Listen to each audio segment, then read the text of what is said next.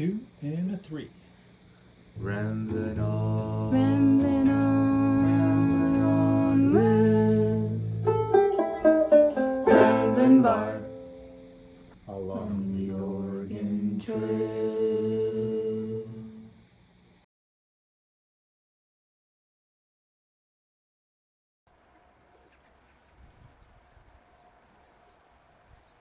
Here's a beautiful section of the Bear River flowing right past another landmark on the Oregon Trail, which is Sheep Rock, named such because of the fur trappers back in the 1830s often noticed a large herd of mountain sheep along the ridge up here.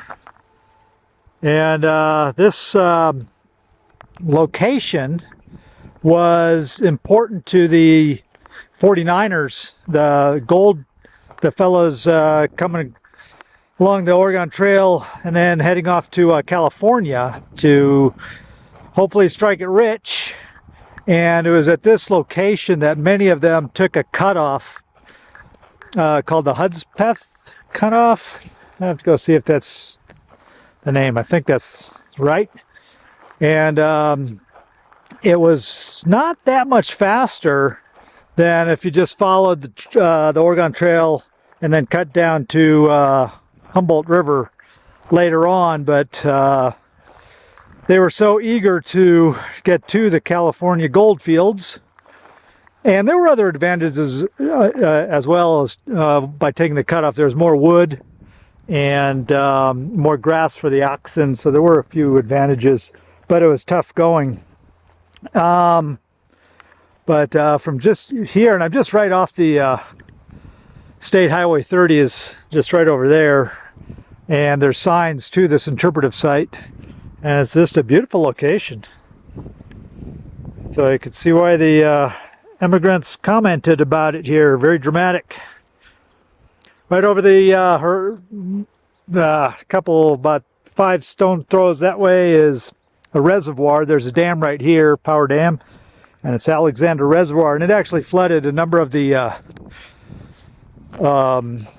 springs that many of the immigrants commented about. The most well-known is Steamboat Springs, which made a hissing sound, which reminded them of the steamboats. So beautiful location here along the Oregon Trail. Another important landmark, Sheep Rock, which was especially important for folks who are going to take the Hudspeth cutoff. And that was going down to California. But I'm going on to Oregon, so I'm moving on to Pocatello along State Highway 30. The trail itself is going to go a little farther north, but it goes through private land as well as Shoshone-Bannock Indian Reservation, and you have to have permits to go through there. And I think you have to have a guide, as I understand it. So I'm going to take the road to Pocatello, and all is good.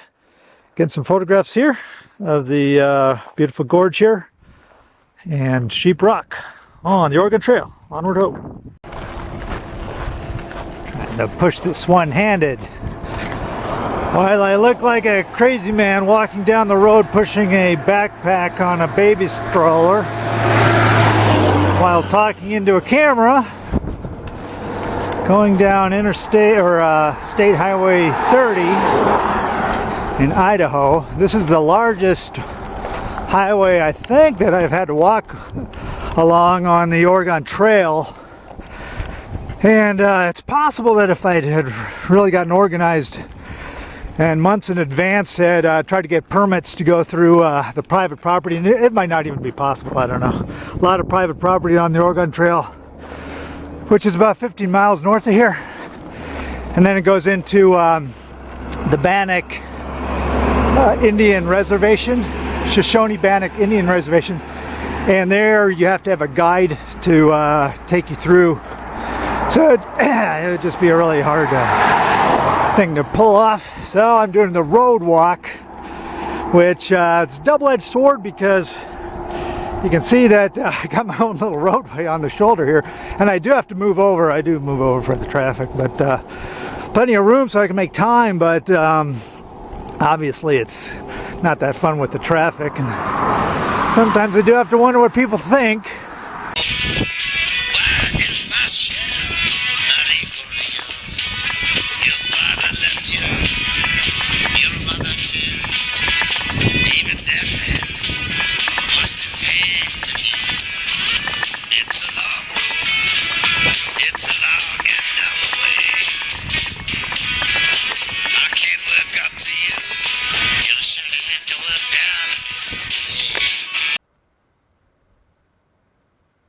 It is September 17th, and I think it's been a while since I've made a move here, talked about it anyways, talked about my journeys. I'm right now at Massacre Rocks State Park, leaving,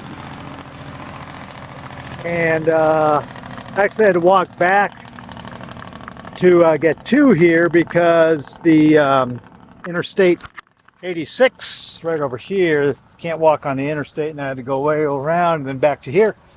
But a very nice state park.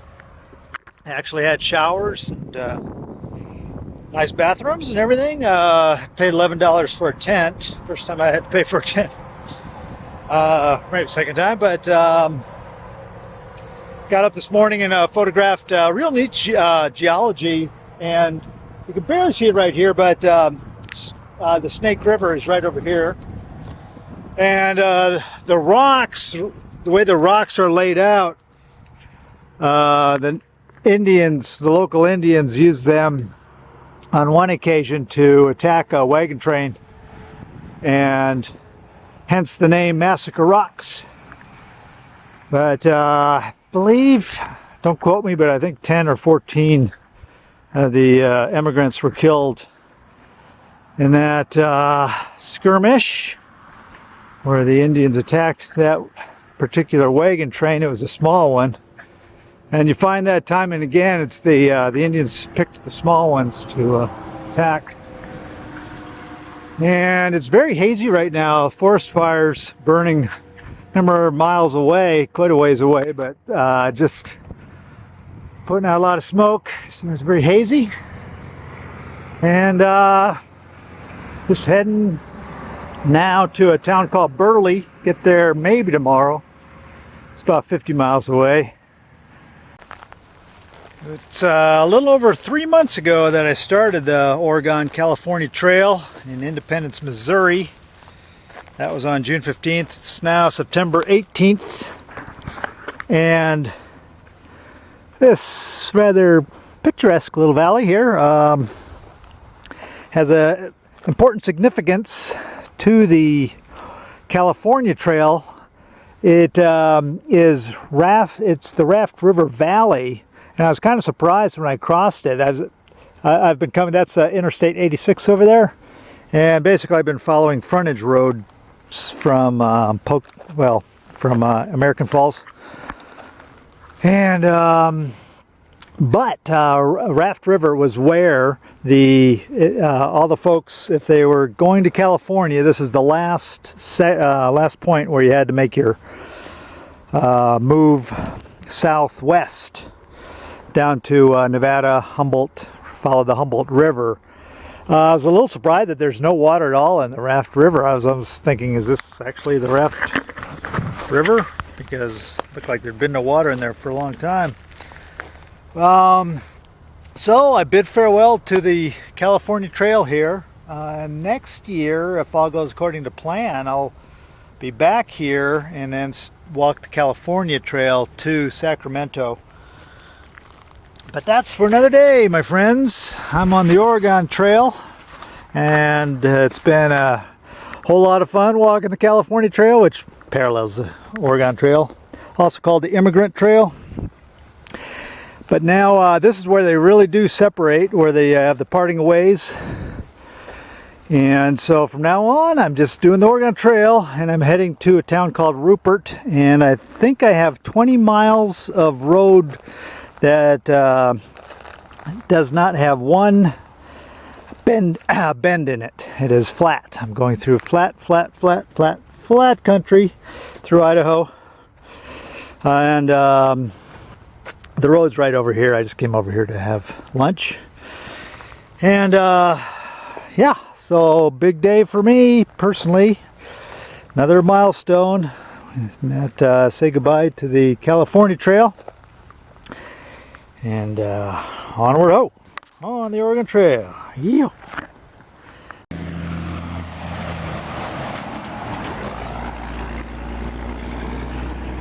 It is September 20th, and there's a major potato harvest going on right now in Burley, Idaho. And man, just potato truck after potato truck passing by. They're seeing them work in the fields, and a lot of sugar beets as well. And then past Coors Brewing Company, and they were taking in the barley, so it's middle of September and it's all happening, man. Busy here in just west of the town of Burley. And be coming up to, at least I hope I will be, coming up to, I don't think I've passed it, but there's some Oregon Trail ruts called the Milner Ruts. And they're right beside the Snake River, not too far ahead. And that's where I'm heading. And then from there it's on to Twin Falls. But just pretty amazed at the amount of activity going on related to the potato harvest. Onward ho!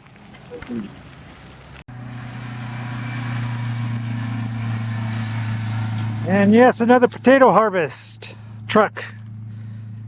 And you can see the dust that it's picking up. Huge clouds of dust. So you can imagine the dust that the wagons had to deal with. Just being behind two oxen would have been just in a cloud of dust all day.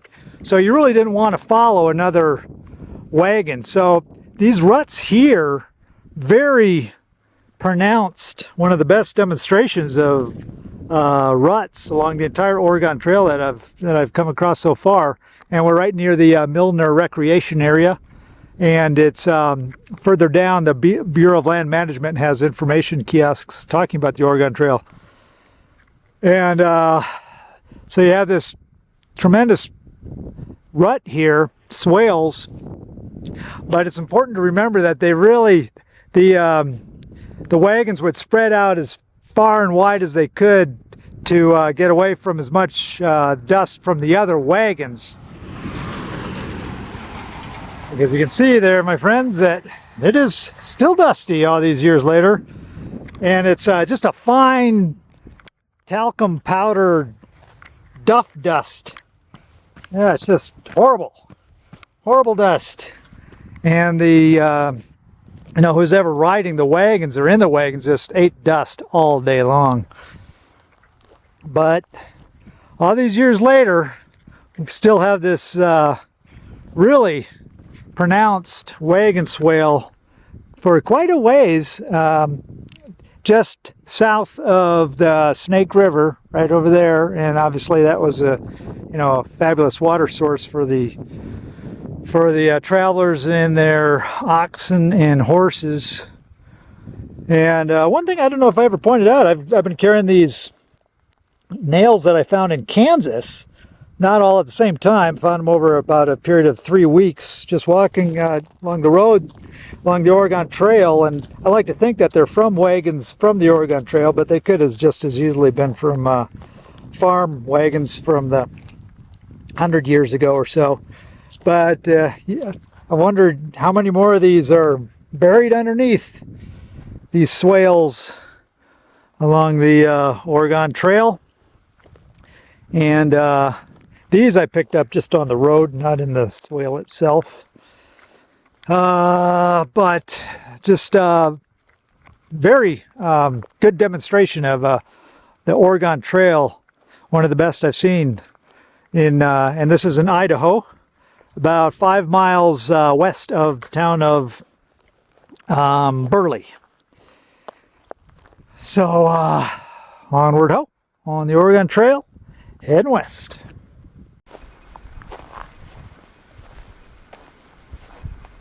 Following the Oregon Trail here in the Milner Recreation Area, which was put together, protected by the Bureau of Land Management. And they've done a really good job of putting up these information kiosks along the way. And I've seen these several times now where they list what the... there was a guidebook published in 1849, and it had suggestions on what to bring, and it is interesting to see. Here you got 50 pounds of salt and pepper. I'm guessing with emphasis on the salt. And you got matches. $1 for matches. Doesn't say how much of the weighed. Lard. Interesting. 50 pounds of lard. I don't even know what saleratus is. Leavening agent. Huh. Oh my gosh, look at that. 600 pounds of bacon. So bacon was a major staple. And of course, the flour. I mean, reading through this, it's like basically they lived off of the flour, the bacon, rice, 75 pounds. That's not a huge amount. Dried fruit, 50 pounds. And that, I mean, for food is dried fruit, rice, I guess and the sugar, lard, coffee, 100 pounds. They like the coffee. No whiskey. And the bacon, and I don't think, you think that they could have possibly relied on hunting, but certainly as the years progressed along through the usage of the Oregon Trail, it became such a highway of wagons coming through. I mean, you read the journals in the early 1850s, it was wagons for as far as the eye could see. So, I mean, wildlife learned real quickly to stay away from the Oregon Trail. So really, you couldn't rely too much on, hunting along the way. And it's remarkable to me that, they could subsist on the flour and the bacon. Later on, in the not too distant future here along the Snake River, I remember reading that the immigrants were so grateful to start experiencing salmon. They would, some of the Native Americans would sell them salmon, which was, you can imagine, just be an incredible treat after bacon and flour and rice. And dust. No shortage of dust. Walking for a little while on the road there, State Highway 30. And there's so many trucks. It's got a very small shoulder and it's kind of dangerous. So I'm gonna go down here for 2 miles. It means I have to walk an extra 2 miles to get off the road, but be relaxing walking, and there's something to be said for that. And today's last day of summer, and you can see it's a hazy, crazy. It's the last hazy, crazy day of summer. They're having brush fires. I don't know exactly where, but my gosh, it's very hazy here, and kind of smell the smoke. It's getting into that point of actually it's been in that point of the journey where everything just kind of starts seeming very mundane. And every single day since I've been doing this, I got to been putting on sunscreen number 50 twice a day. It's like, oh, gotta do it again. Every now and then I'll say, I'll put it off for an hour or two, and it's like by the end of the day it's like, dang, I got burnt. So I really do have to put it on. But yeah, it's just everything, putting up the tent, take the tent down, cooking the meals, kind of eating the same basic food every day, and still have, gosh, 800 miles to go. But then I started thinking of what the the immigrants, my God, what they had to deal with. Talk about mundane food and just doing the same thing day in, day out, day in, day out. And they didn't have sunscreen. I don't know how they did it. I would have burnt to a crisp. But so about to put on my sunscreen, get walking, and I guess I should sound like I'm complaining, and I shouldn't, because it's a beautiful day and last day of summer, and I'm very grateful to have this day. And it's just another day, and put on the sunscreen. Here we go. Onward ho on the Oregon Trail.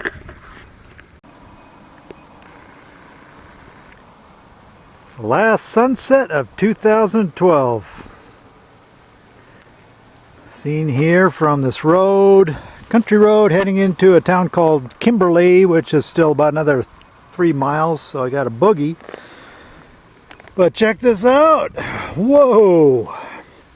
Got a peach tree right here, and nobody's picking up the peaches, and I'm telling you, they're darn good. So, so goodbye, son. Last sunset of 2012. It's been good. It's been a good summer. Hot, but good. And I got to get moving. I'm going to grab a couple more peaches and head on down the road on the Oregon Trail. Getting the customary boring tourist shot. Shouldn't say boring, but it's high noon and the lighting's pretty drab. Sorry to say, but beautiful, very majestic scene down the Snake River Canyon. There's somebody with a house perched up on that edge there. They got quite the location. I think earlier I said this was Shoshone Falls, and I was incorrect once again. This is Twin Falls. Used to be Twin Falls. They've blocked off that section right there and have the power plant collects the water there. Years ago, when or I should say originally, there were two cataracts here, so you had the two falls coming through. And there's actually a lot more water than I was told that there would be. To me, it's quite impressive. But I guess in the spring and up until May, you can have just a huge outflow of water. It's very impressive. So this is Twin Falls. The Oregon Trail is actually about 5 miles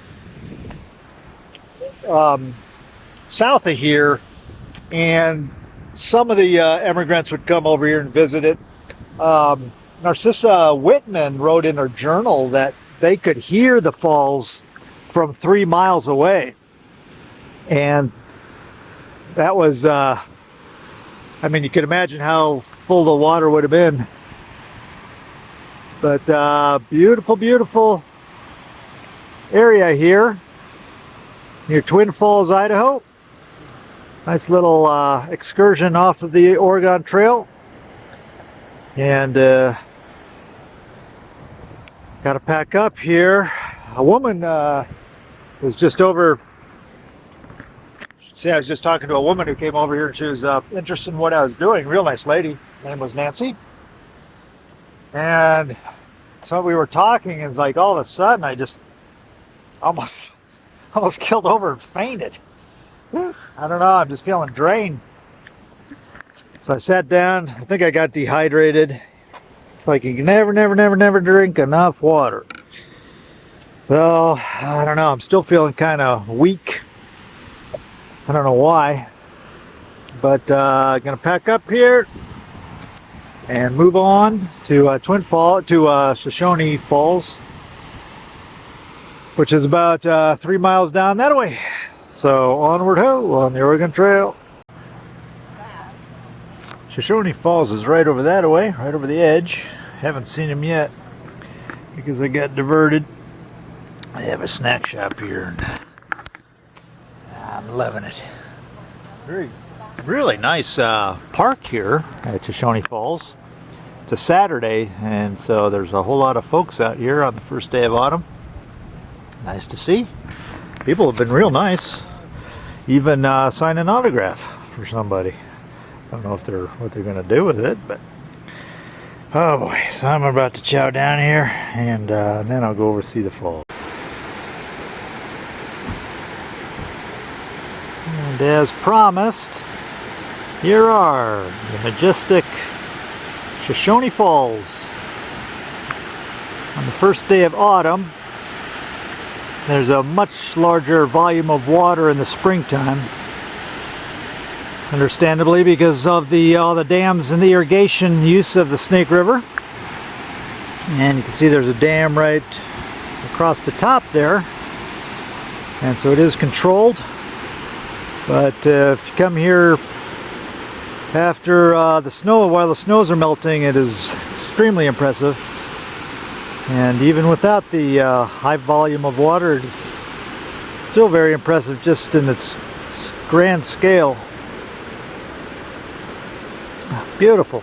It's Shoshone Falls on the Oregon Trail.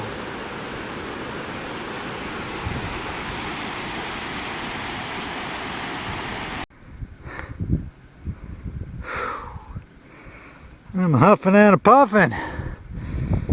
Slow train making up the grade here with all these,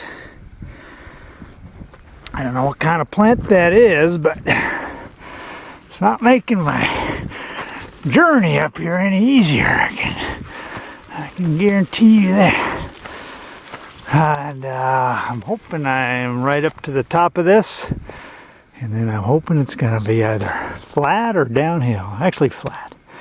Looking for flat country in the Hagerman Fossil Bed Wilderness or National Monument. You can barely make out the reflection of the Snake River way down there. And once again, this area is known for its fossils. Notably, the horse fossils, very well intact. And they also had ground sloths and all sorts of stuff. I guess the horses were closer to zebras, according to the sign I read back there. So onward, heading up, but hopefully not for long. My plastic water bottle, which I bought in Independence, Missouri, right before I left, sprung a leak. It's on those bushes that I was pushing on that up the trail, but it's only going to go down so far, so not going to worry too much about it. And I was right, it is flat up here, and you can see it's very calm. The wind turbines are not turning whatsoever. And I have noticed that fairly often. It's nice to think that wind can save us with our energy problems, but I think it's more like it's one small piece of the pie. Supplemental energy. Yeah, but you can see it is flat up here. Supposedly there's pretty pronounced swales of the Oregon Trail. And I'll keep my eyes out for them. Haven't seen anything yet. But easy walking. So gotta put out the mileage before I run out of water.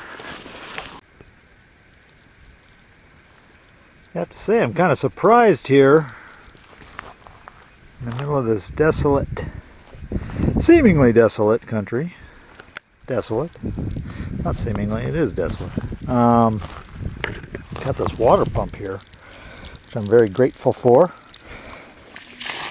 But what's crazy is this water's kind of like lukewarm. But there are a lot of hot springs around here. And you know, part of me thinks maybe I should filter this water, but I think it's just water that's percolated underneath the lava. This area that I'm along the Oregon Trail is called the Black Mesa. And if you see it from the sides, it's all black lava. On top, it's got a nice golden covering from the grasses.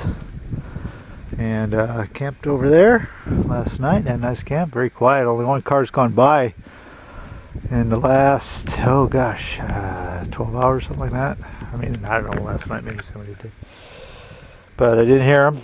And so heading that way towards Glen Ferry. I'm hot on the trail here of the Oregon Trail, literally on the old Oregon Trail Road. And last night I stayed in that little town of Glen's Ferry, which is right over here. And it's one of these situations where I always look forward to getting a motel room.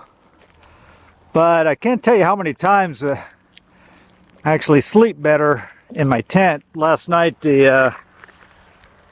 well, first of all, when I was in the restaurant, the fellow next to me, in the room next to me, was cleaning a gun, a shotgun, and it went off, went through the ceiling. I guess I'm glad I wasn't in my room when that happened. And but it didn't go into my room, but it was the next room over. You never know. So that was a little bit of excitement. And then, yeah, he just had the television on so loud. Gee whiz. Till I had my earplugs on and it's still loud. So I really didn't sleep that well. But yeah, in Glen Ferry last evening, I went to the visitor center that they have set up for the crossing of the Snake, and my batteries were out on the camera, so I wasn't able to do a movie.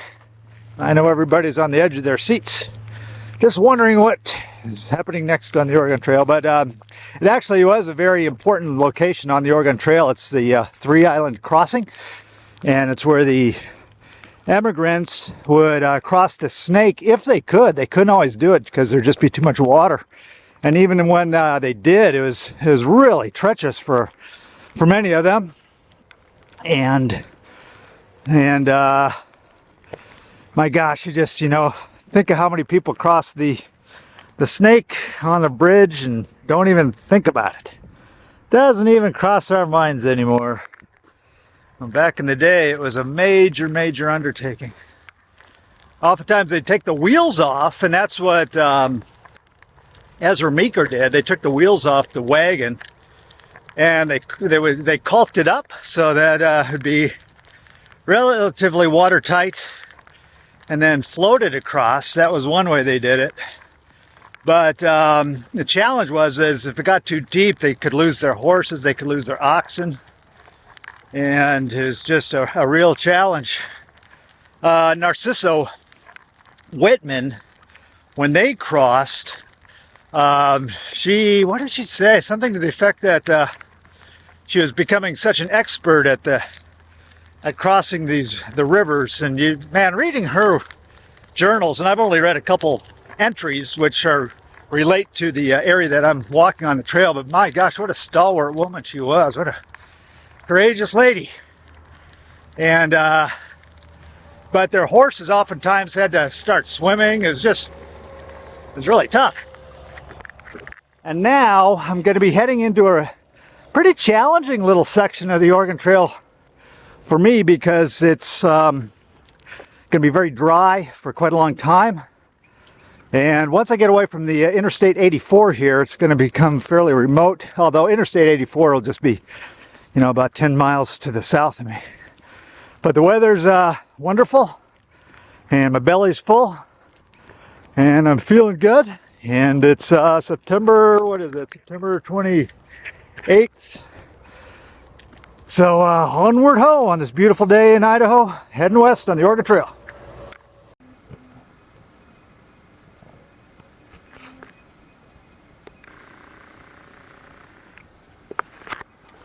I'd like to give a shout out to this winery here, Carmela from Glen's Ferry, local winery. And I gotta say, I mean, I'm not a wine connoisseur, I gotta tell you that off the get-go, but man, this is good. Really good. It's a 2005 and a $6.50. $6.50. That's the best deal I've ever had. Whoo! It's a Merlot. And it's a red wine. I won't drink white wine unless maybe with oysters or something. And yeah, having some red wine with some potato salad. In the sagebrush with the turbines moving along, making electricity for us all.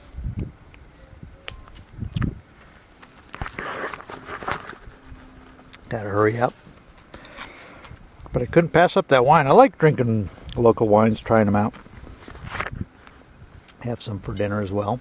I can drink the whole thing at once, mind you. But I don't know, man. It's good for me. I like it. Carmela. 2005. Go out and buy it. Highly recommended. From a person who's not a wine connoisseur, but who likes good red wine. All right, onward up. Bureau of Land Management has put up a very nice kiosk at a promontory, yes, called Bonneville Point, and it is named such because of Captain Bonneville, who, when he came here in 1833, said something to the effect of, let's see here, les boys, meaning the woods, see the woods.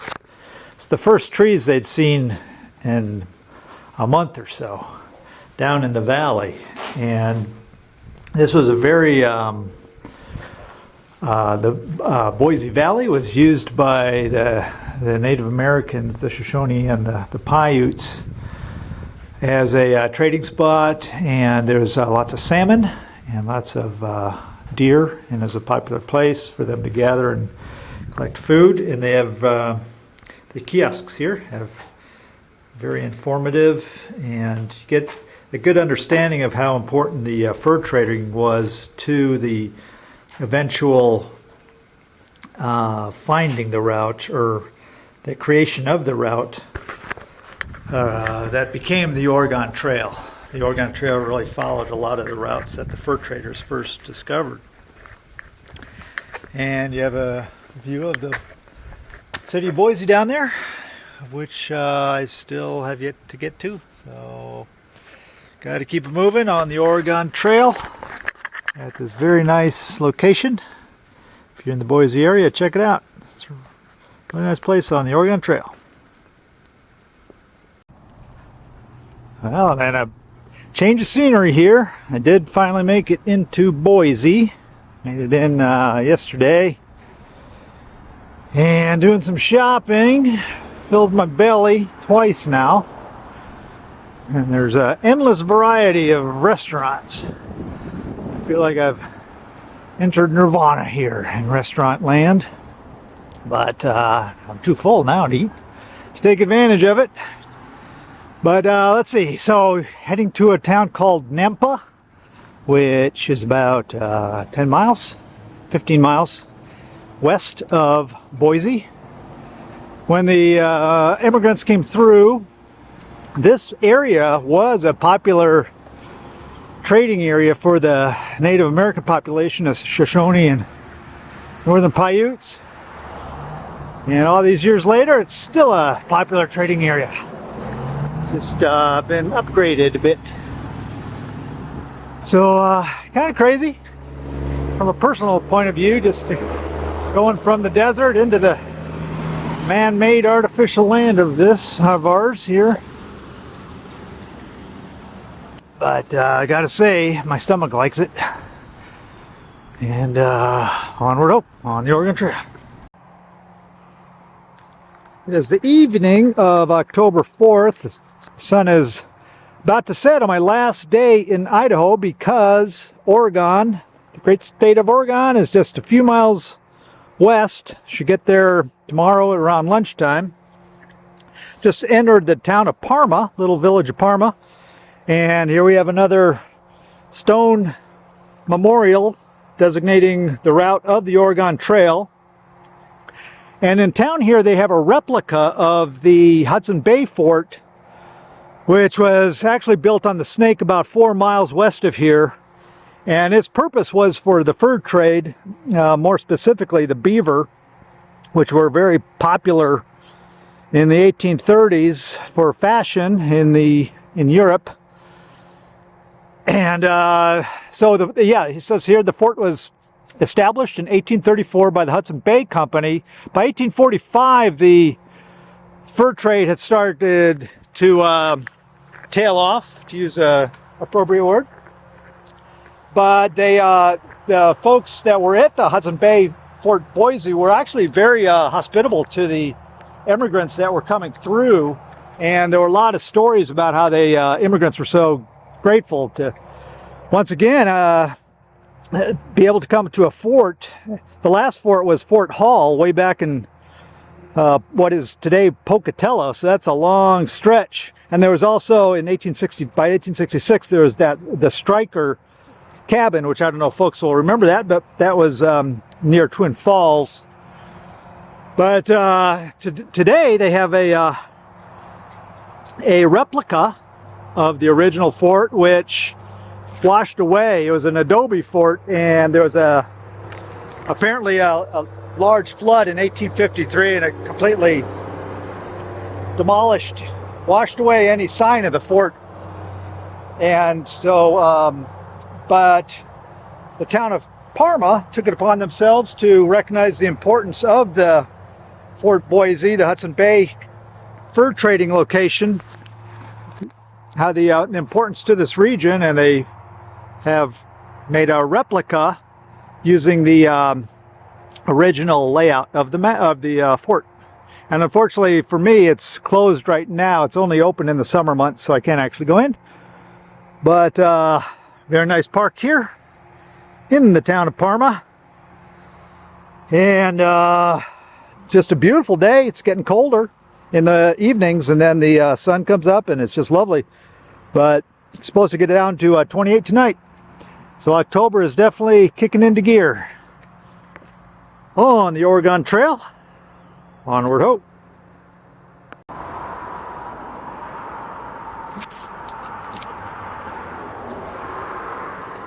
It was a few miles south down the river where the original Fort Boise was located, run and operated by the Hudson Bay Fur Company.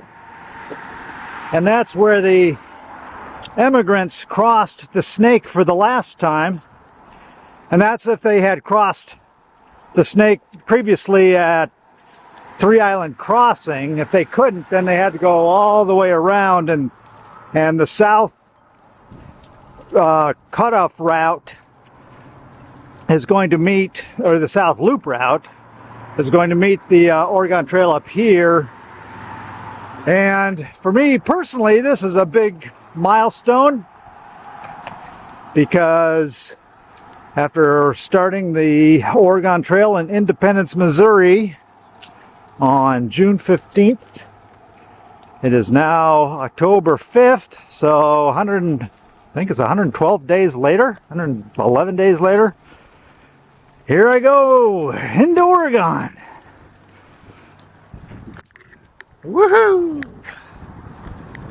Just walked into the great state of Oregon, into the little town of Nisa, if that's the way it's pronounced. And then once I get through here, the Oregon Trail is going to go through quite a bit of Bureau of Land Management country, and get back into more of a solitude, more of a remote area. This is what I'm talking about. Solitude. Wide open country. And the beautiful state of Oregon. My first sunset in Oregon tonight. Really glad to be here. I love Oregon. Except for the ducks. I'll even root for the beaver sometimes. What a beautiful night. Oh my gosh. It's going to get down to the upper 20s this evening. That time of year when got summer in the daytime and winter in the nighttime. And I guess they call that autumn, don't they? And it's happening on October 5th. Cascades are over that way. It's been a good deal of my life walking and hiking in the Cascades, photographing. And I'm looking forward to seeing them. It's still a long way to go. I got 450 miles. Oops, sorry about that spittle there. Yeah, still got 450 miles to go. Whole another month of walking. But it's in the great state of Oregon, heading west along the Oregon Trail, heading up to Keeney Pass, which is right there. So the wagons rolled up and over there. And today they have a very nice kiosk here. This one, I read this one earlier and it goes for a long ways, but I like the last one. It says, a lazy person should never think of going to Oregon. Elizabeth Wood. Well, I salute you folks who walked the Oregon Trail all those years ago. Even though I've been walking the Oregon Trail in Oregon, state of Oregon now for 3 days, the trail comes upon the Snake River one more time. Getting some photographs of this location is known as the Farewell Bend, and it's where the immigrants waved goodbye to the Snake River for the last time after all those rugged miles through Idaho. Sometimes they were cursing the snake as they had to hike way down into the canyons to get water, and just the hot, dry, rugged, dusty landscape. And this was their last view of the Snake River, and my last view as well, along the Oregon Trail, as now I'm going to start heading further west, while the Snake heads a little north up here, where it'll eventually connect up with the Columbia River. So onward ho, although I guess I will see this water, but it'll be in the Columbia River at that time. Onward ho on the Oregon Trail on October 8th. This area is called Burnt River because when the immigrants came through, especially in the 1840s, it was quite common for the Indians to, the Native Americans to start fires along the hillside, and the whole area would be smoking and burning while the immigrants had to trudge through here. And there was also quite common for they had to be very careful in this area to keep an eye on their horses, because the Indians like to steal the horses at night. And as I said earlier, this was a very rugged section to go through. You could certainly see why. It's very steep on either side. Without the interstate here, it's hard to imagine. It must have just been just a narrow little road that they could barely get through. Many of them said it was the most difficult section along the entire Oregon Trail. And here I am, pushing my stroller along Interstate 84. And apparently it is legal. Several highway patrol have passed and didn't stop me, so I guess I'm good. Just got to be careful. And making pretty good time. Headed to Baker City. Hope to be there tomorrow night. Still got about 30 miles to go. Onward ho! Well, it was almost 4 months ago that I started the Oregon Trail in Independence, Missouri. That was on June 15th. And almost the entire time I've been reading signs about the immigrants' experience and how I was usually about a month or 2 months, up to 2 months behind their schedule, because they'd started in late April and May. And kept reading about how they were so anxious to make time to, because they didn't want to get stuck behind the Blue Mountain Range before the snow fell, like the Donner Party did in the Sierras. And so this whole time people have been telling me, hurry up or you're going to end up like the Donner Party. And it's now October 10th. And here, my friends, before me on the Oregon Trail is officially about 4 miles to the north, but I'll be catching up with it shortly. But it went through private property, so on the road here, and the mountain range right there are the Blues, the mighty Blues. And as you can see, there's no snow. In fact, the weather forecast for the next 10 days is there's one day with like 30% chance of precipitation. So I'll make it over the Blues. But then I do have the Cascades to deal with. That'll be in another 2 weeks. And then I'll be finished if I'm able to go over Barlow Pass. But just to see the Blues is quite exciting for me. Quite the milestone on the Oregon Trail 2012 adventure. One thing that I didn't mention is when I came into Oregon, I was told by several people that they had seen another fellow walking, so I knew that I was catching up with this fellow from the Netherlands, Jan Boge. And indeed, I caught up with him, and we hiked together for 2 days, and what a great guy. He's carrying his backpack, it's loaded down. A lot of times he has to carry a substantial amount of water, and I offered to carry the water in the on my stroller, but he said that this is his journey and he's gonna stick with it. And so I've been going, we hiked had a great time for 2 days, went through some pretty remote parts of eastern Oregon, so it's good to have somebody along. And but he does about 14 miles a day and I'm doing about 20 miles a day. So we parted ways yesterday, not far from Farewell Point, where the immigrants said farewell to the Snake River. Well, Jan and I said farewell, but hopefully we'll keep in touch via email, and I hope he makes it. He's really anxious to get over Barlow Pass. I give him credit. He's following the trail as closely as he can, much as like I am, so we had a lot of stories to share, and it's great walking with him. He's a great guy. Now I'm heading towards Baker City, which is about another 8 miles. Onward ho, on the Oregon Trail on October 10th with the Blues in the horizon. Woohoo!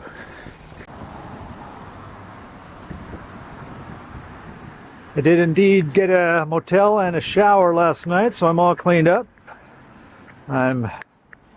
It's okay for me to get back in society here. And just enjoying the town of Baker City. Really cool town here. Got a very nice old historic district, and I'm heading towards the National Historic Trails Visitor Center, which is about 5-6 miles outside of Baker City on the Oregon Trail at a location called Flagstaff Hill. And just another beautiful day, which I need to enjoy because rain is coming. The weather has changed, and so rain's going to be here in 2 days. So got 2 more days of glorious sunshine on the Oregon Trail.